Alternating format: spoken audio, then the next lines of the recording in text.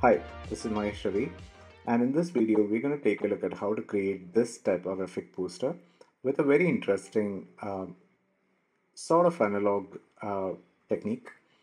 So, our workflow is going to start from a mobile phone.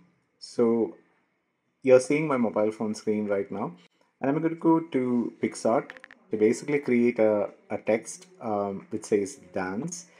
I'm going to type it out here on a white background and I'm going to export it. I'm going to emulate a flatbed scanner.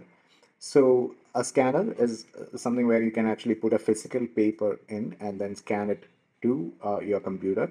So since we don't have access to it right now, we can download an emulator from the App Store, and it's called Scan, SCN. Opening this app will give you this screen where you can either take a picture or choose a picture, and then we'll click on the scan button, and you can see the scan line coming from the top to the bottom.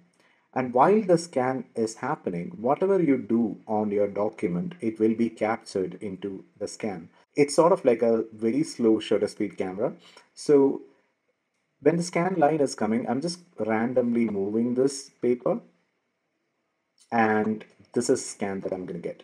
So this is how I created that type effect in the poster that you saw in the beginning, and it's a very simple technique and it can create some very interesting effects. Now I'm going to just airdrop the file into Mac, and we will open Photoshop right now. So we have the image right here in Photoshop. This is the scan.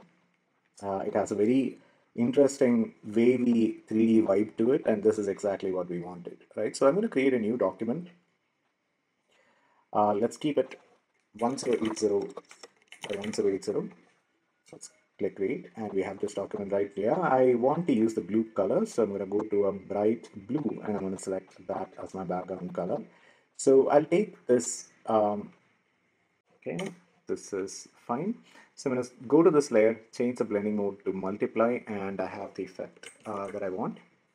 So we'll say I'm going to take the second, I'm going to write the second text. So 16 December 2023, that's the text that I want. Right now it's actually behind it, so I'm going to bring it on top, scale it down, and place it right here.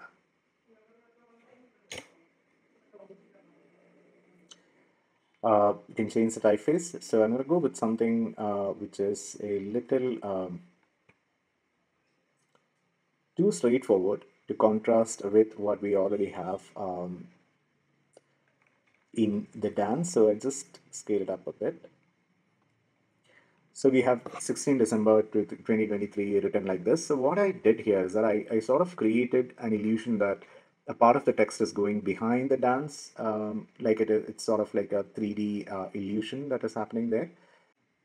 So I'm rasterizing this 16 December, so I'm not going to be able to edit it, but I will go to this and I will choose the shape here. And now what I can do is if I hit on delete, the text pieces that I have in that area is going to go, right? So I want to delete the C and E, but I don't want to delete the E, which is there. So what I'm going to do is I'll just hold Alt on my keyboard, and I'll take the selection tool and I'll remove the E from that selection. And I'm going to go back to the 16 December 2023 layer, and I'm going to hit delete, and that's gone. So I'm going to repeat the same step for a couple of things in here. I will just take the magnetic lasso. I'll go to the dance layer. I'll select, so I'll just delete this portion as well, but I don't need this to be removed. So again, hold Alt on your keyboard, and okay, so I just don't want this to be gone.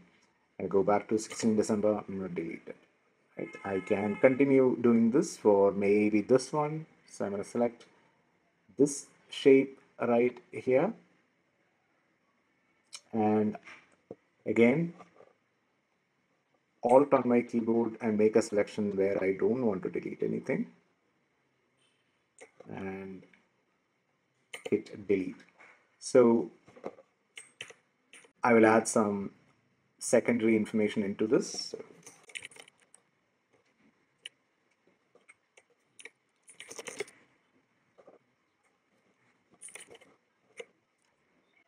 Another thing that I've done to make the design more interesting was to add a texture on top of it. So what I did was I had a collection of plastic overlaying textures. So I took a texture and then I added right on top of this. So it added a little more depth to this design. So I'm just going to take it, put it here.